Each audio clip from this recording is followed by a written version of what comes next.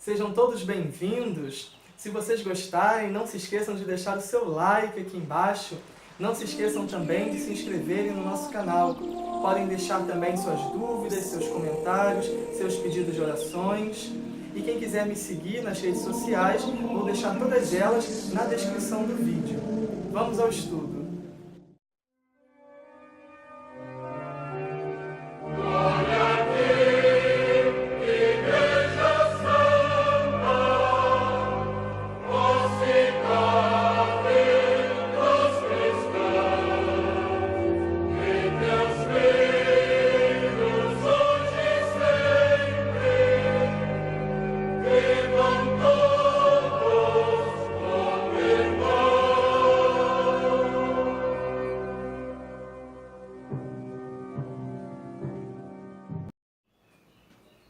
Então, só para reforçar, não esqueçam de deixar o seu like aqui embaixo e de se inscreverem no nosso canal para ajudar na divulgação da evangelização.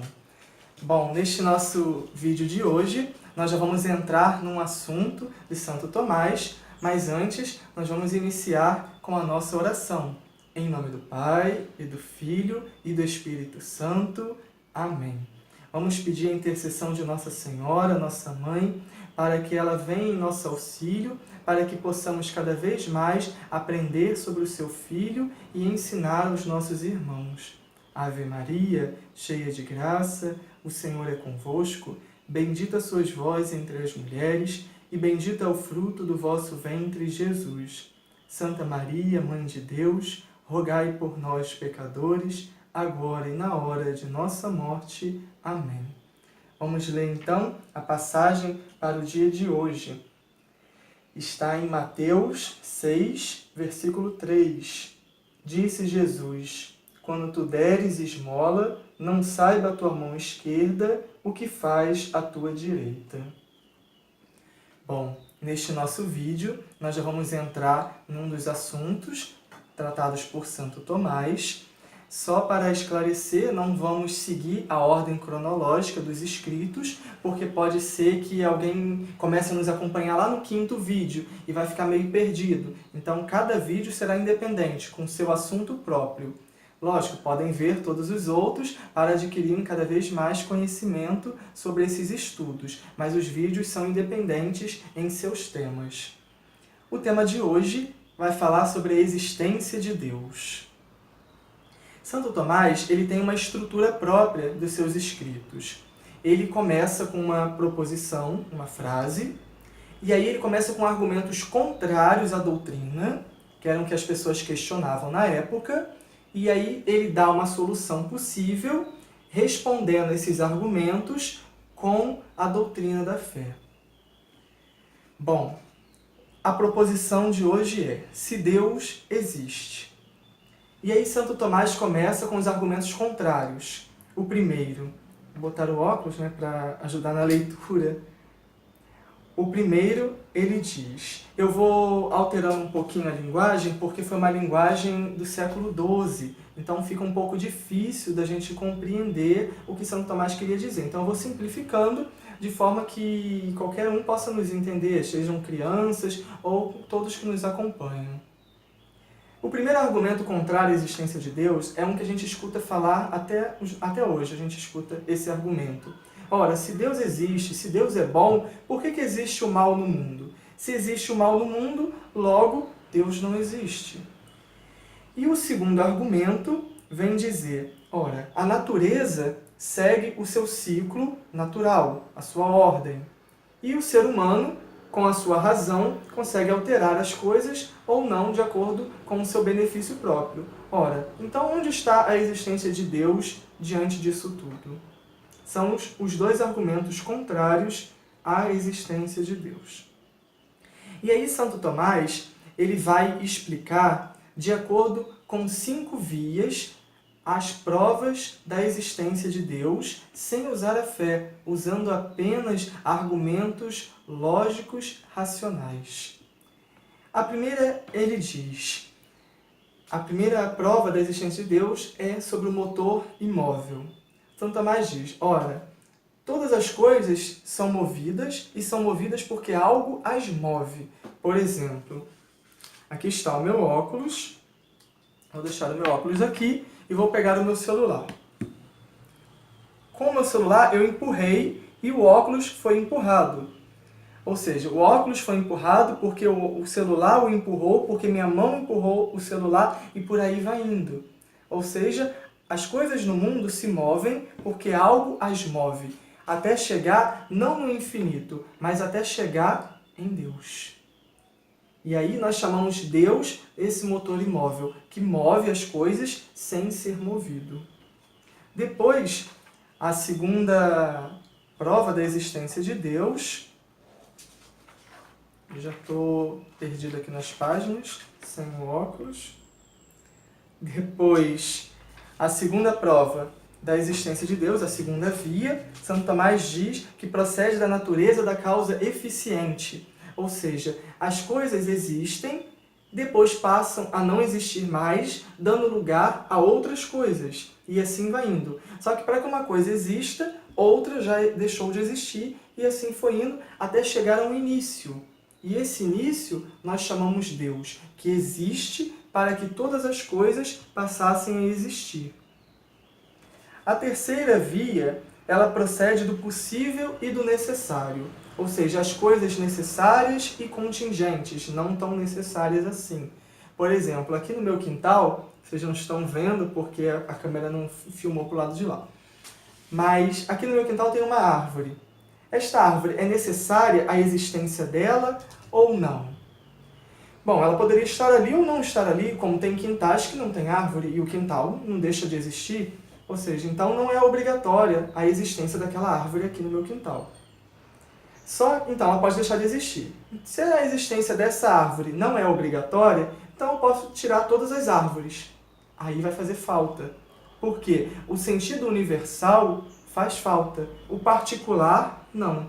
Esta determinada árvore no meu quintal não faz falta. Agora, o sentido universal de árvore, se eu tirar a existência das árvores, elas nos farão falta. Então isso nos mostra que é necessário o sentido universal de todas as coisas. E quem dá esse sentido universal? Deus. Depois, a quarta via, que eu posso dizer que é uma das que eu mais gosto, das que provam a existência de Deus, é sobre a questão do grau de perfeição das coisas. Por exemplo, existe o nada, aquilo que não é. O nada, entre ser um nada e ser uma coisa, é melhor ser uma coisa. Entre ser uma coisa e ser uma planta, é melhor ser uma planta, porque a planta é viva, a coisa não é. Vejam que a planta é mais perfeita que a coisa. Agora, entre ser a planta e ser um animal, é melhor ser um animal, porque o animal é mais perfeito, ele se locomove. Entre ser um animal e ser um homem, é melhor ser um homem, porque o homem tem o uso da razão, tem a inteligência, e o animal não tem. Ou seja, o homem é mais perfeito. E assim vai indo as coisas. Só que não pode chegar ao infinito, é necessário chegar a um limite. E esse limite de perfeição nós chamamos Deus. E a quinta via procede do governo das coisas. Ou seja, as coisas possuem uma ordem. E essa ordem só pode existir se alguém coloca essa ordem. Por exemplo, quem criou este celular botou como que funciona. Tem um manual explicando como que funciona de acordo com como foi criado. Se eu quiser usar ele de outra forma, ele não vai funcionar, porque ele foi criado para funcionar desta determinada forma. Assim, quem criou a natureza colocou nela uma ordem, e ela vai funcionar de acordo com a ordem da criação. E quem colocou esta ordem? Deus. Bom, assim ele explica nessas 5 vias. Recapitulando então as 5 vias: o motor imóvel, a natureza da causa eficiente, o procedente do possível e do necessário, os graus de perfeição e a ordem das coisas, o governo. Assim, Santo Tomás prova a existência de Deus por meio dessas 5 vias racionais. Bom, quanto às 2 primeiras proposições que nós ouvimos dizer contrária à existência de Deus, sobre a questão da maldade e sobre a questão da ordem natural e da inteligência humana, Santo Tomás também responde aqui no final dizendo: Quanto à primeira objeção, Deus é sumamente bom.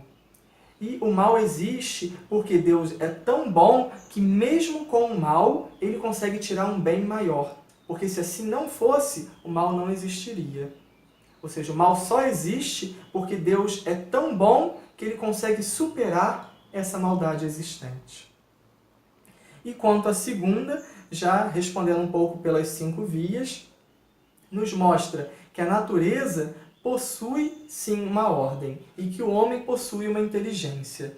Só que esta ordem na natureza tem que ter sido dada por alguém, não pelo homem, porque não foi o homem que a criou. Então, é necessária a existência de Deus para ter dado esta ordem à natureza. E a inteligência humana foi dada ao homem também por alguém, por Deus, que concede os dons para que o homem e a natureza vivam em harmonia. Bom, desta forma, nós tentamos explicar um pouquinho esse artigo de Santo Tomás que diz sobre a existência de Deus. Bom, só um parênteses no meio da explicação de Santo Tomás, diante disso tudo que nós vimos sobre a questão das 5 vias, sobre a existência de Deus. Numa das vias que nós vimos, a 4ª via, que explica os graus de perfeição, existe uma historinha também que nos ajuda a compreender um pouquinho o mistério da salvação do homem, quando Jesus encarna e vem nos salvar. Bom, nós sabemos que existe essa perfeição. Deus, sumamente perfeito, infinitamente abaixo dele, os anjos, abaixo dos anjos, os homens, abaixo dos homens, os animais, abaixo dos animais, as plantas, abaixo das plantas, as coisas, como pedras, né? Abaixo das coisas, o nada, porque entre ser uma coisa e ser um nada é melhor ser uma coisa, e abaixo do nada. Abaixo do nada está Judas. Porque o que Jesus diz? Era melhor que você nem tivesse nascido. Ou seja, era melhor não ter sido nada do que ter sido Judas. E abaixo de Judas? Abaixo de Judas está Jesus lavando os pés dele na última ceia. Nos mostra que Deus sai do topo da perfeição para ir ao mais baixo para resgatar a cada um de nós, os seus filhos amados. Bom, era só essa historinha para nos ajudar a compreender um pouquinho mais do amor de Deus por nós. Muito obrigado. Então, quem não assistiu o nosso primeiro vídeo, por favor, ele está aqui embaixo, não se esqueçam de assistir para conhecer um pouquinho da história de Santo Tomás, esse santo que nos ensina muito sobre a nossa doutrina da fé. Então, esse foi o nosso vídeo de hoje. Muito obrigado a todos. Contem sempre com as minhas orações. Fiquem com Deus. Louvado seja nosso Senhor Jesus Cristo.